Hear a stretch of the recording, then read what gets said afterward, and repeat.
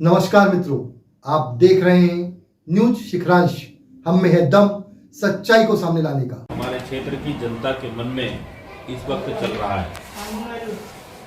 क्योंकि अभी जो वर्तमान राजनीतिक परिदृश्य है, कटंगी विधानसभा क्षेत्र की जनता का राष्ट्रीय राजनीतिक दलों से विश्वास उठ चुका है और पूरे क्षेत्र के अंदर इस बात की लहर चल रही है कि स्थानीय व्यक्ति को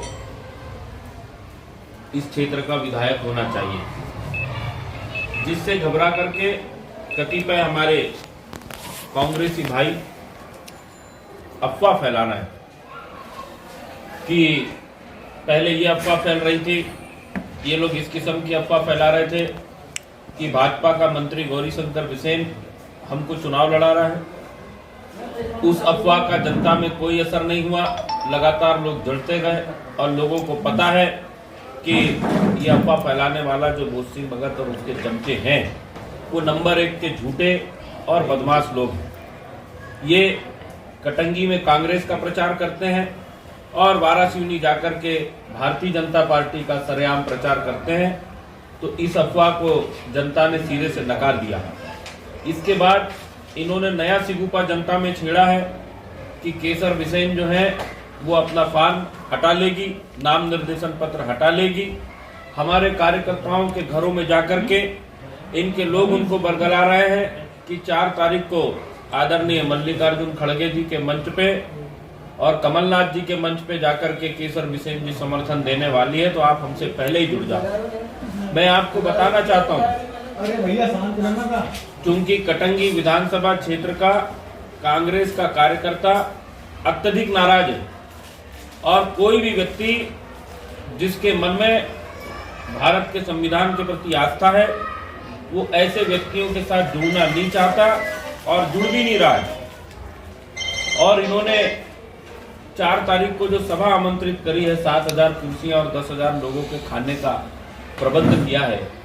पूरे बालाघाट लोकसभा क्षेत्र के लोग तो उस सभा में आने वाले हैं। आटो विधानसभा से टारगेट है 1500 लोग लाओ और 10,000 लोग करो, परंतु कटंगी विधानसभा क्षेत्र का ओरिजिनल कार्यकर्ता इनके साथ इसके पहले भी जन आक्रोश रैली में भी नहीं था और अभी भी नहीं है।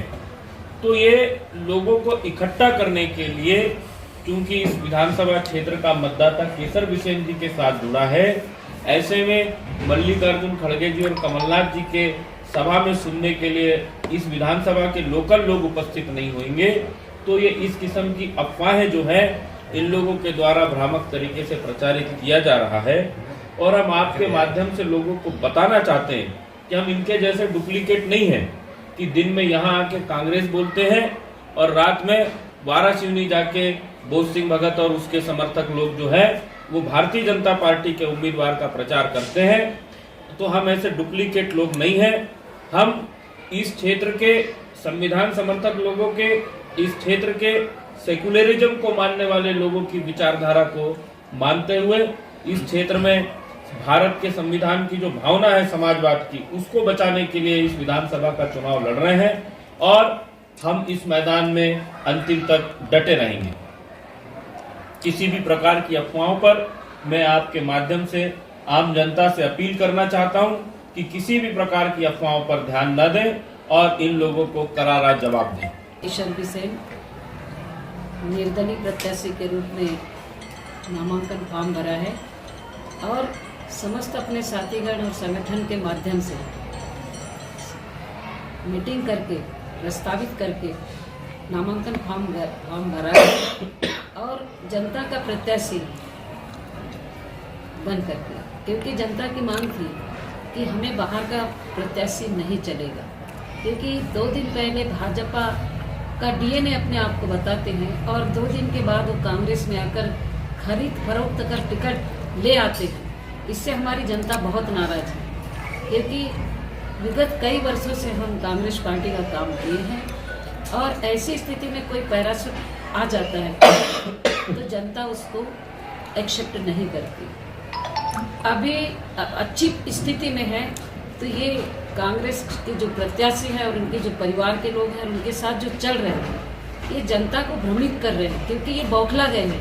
खौराई बिल्ली खंबा नोचे, जब मैंने वचनबद्ध हूँ, वो नहीं कि फॉर्म भर दी और किसी ने आकर समझौता कर लिया, ये तो बिल्कुल मेरे से बनेगा ही नहीं। और ना मैं जनता की भावनाओं को ठोस पहुंचाने का काम करूंगी और ना अपने संगठन के लोगों की भावनाओं को ठोस पहुंचाने का काम करूंगी। हम दल बल के साथ लड़ रहे हैं और लड़ेंगे भी और जीतेंगे भी, क्योंकि अभी मैं जगह जगह जा रही हूँ तो मुझे यही सुनने मिल रहा है।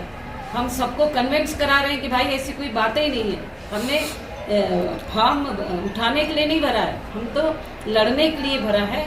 और जनता की भावनाएं भी अच्छी है, समर्थन भी अच्छा मिल रहा है हमको। और जब ये जाते हैं तो इनको करारा जवाब मिलता है कि आपको अभी 4 महीने रहना था, इतने जल्दी करके आपने बहुत बड़ी गलती किया है। और जिनने मेहनत किया था उनको टिकट मिलना चाहिए था, लेकिन जो बात तो खत्म हो गई यहाँ पे।